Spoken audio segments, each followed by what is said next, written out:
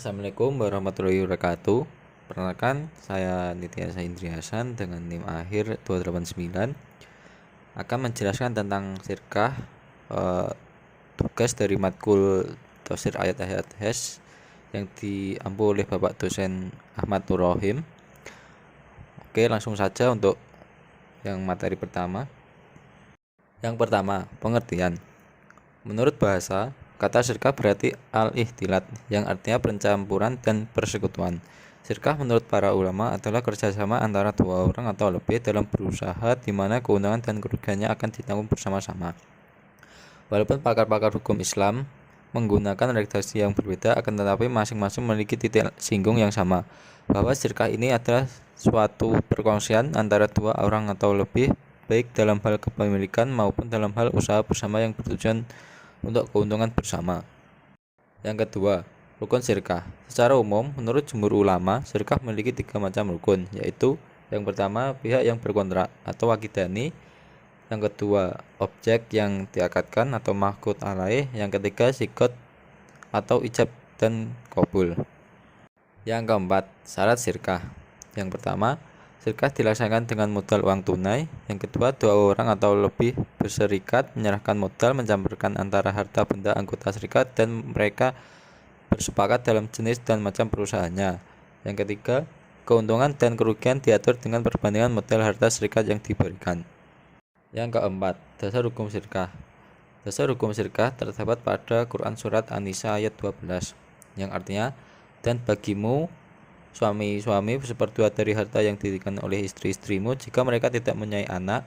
Jika istri-istrimu mempunyai anak, maka kamu mendapat seperempat dari harta yang ditinggalkannya sesudah dipenuhi wasiat yang mereka buat atau dan sebuah dibayar hutangnya. Para istri memperoleh seperempat harta yang kamu tinggalkan jika kamu tidak mempunyai anak. Jika kamu mempunyai anak, maka para istri memperoleh seperdelapan dari harta yang kamu tinggalkan sesudah dipenuhi wasiat yang kamu buat atau dan sesudah dibayar hutang-hutangmu. Jika seseorang mati, baik laki-laki maupun perempuan yang tidak meninggalkan ayah dan tidak meninggalkan anak, tetapi mempunyai seorang saudara laki-laki yang seibu saja atau seorang saudara perempuan seibu saja, maka bagi masing-masing dari kedua jenis saudara itu 1/6 harta.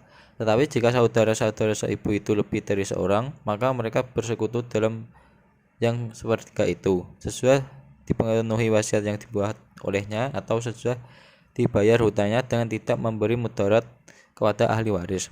Allah menetapkan yang demikian itu sebagai syariat yang benar-benar dari Allah, dan Allah Maha Mengetahui lagi Maha Penyantun. Yang kelima, makna kandungan dan asbabun nuzul Quran Surat An-Nisa ayat 12.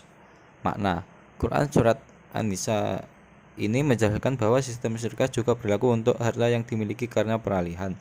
Misalnya, kepemilikan berdasarkan pemberian atau kewarisan. Selanjutnya, asbabun nuzul.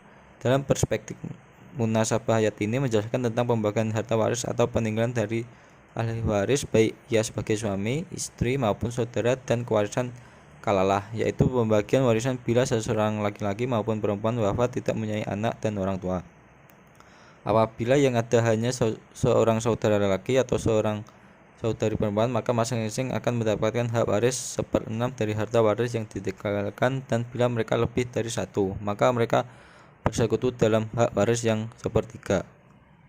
Kesimpulan, sirkah adalah kerjasama antara dua orang atau lebih dalam bidang usaha atau modal yang masing-masing dari harta yang melakukan sirkah tersebut berbaur menjadi satu tanpa perbedaan satu dengan yang lainnya, yang keuntungan dan kerugiannya ditanggung bersama sesuai kesepakatan yang telah dilaksanakan.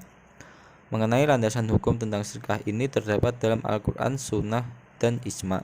Di dalam Quran Surat An-Nisa ayat 12 menjelaskan bahwa sistem sirkah juga berlaku untuk harta yang dimiliki karena peralihan, misalnya kepemilikan berdasarkan pemberian atau kewarisan.